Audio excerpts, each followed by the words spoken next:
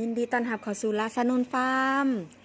อันนี้จะเป็นในถั่วที่ทางฟาร์มของเราจะเตรียมจัดส่งให้โฮงปลูกถั่วงอกน้องอ้ายนั่นเอง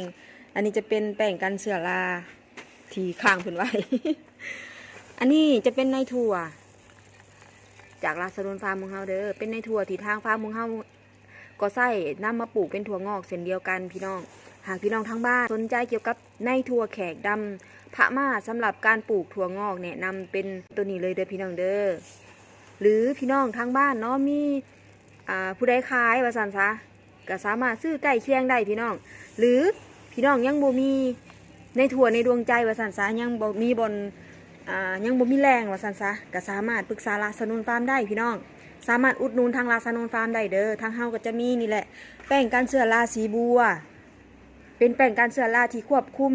เชื้อราได้ดีเยี่ยมเลยพี่น้องและจะมีอาหารเสริมขวดเดียวจบตัดหากอ้วนยาวเปลือกลุดง่ายอยู่ในขวดเดียว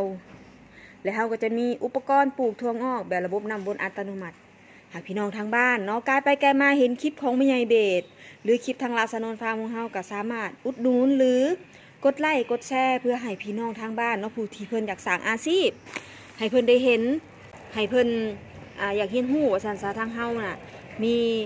แบบดูแลพี่น้องเนาะตั้งแต่ปลูกบ่เป็นเลยพี่น้องบ่เคยมีความรู้บ่เคยมีประสบการณ์เกี่ยวกับการปลูกถั่วงอกทางเฮาแม่นดูแลพี่น้องจนเป็นเลยให้คำแนะนำตลอดอายุการปลูกถั่วงอกของพี่น้องเลยเป็นหมู่คู่คิดให้ขอบใจโฮงปลูกถั่วงอกน้องอ้าวที่เพิ่นเชื่อมั่นสั่งในถั่วทางเฮาไปมื้อนี้ทางเฮาก็จะเตรียมจัดส่งให้เพิ่นหวังว่าเนาะในถั่วทางลาซานนฟาร์มของเฮาเนี่ยจะช่วยให้พี่น้องเนาะสร้างอาชีพแล้วก็สร้างประโยชน์ให้บ่หลายก็น้อยพี่น้อง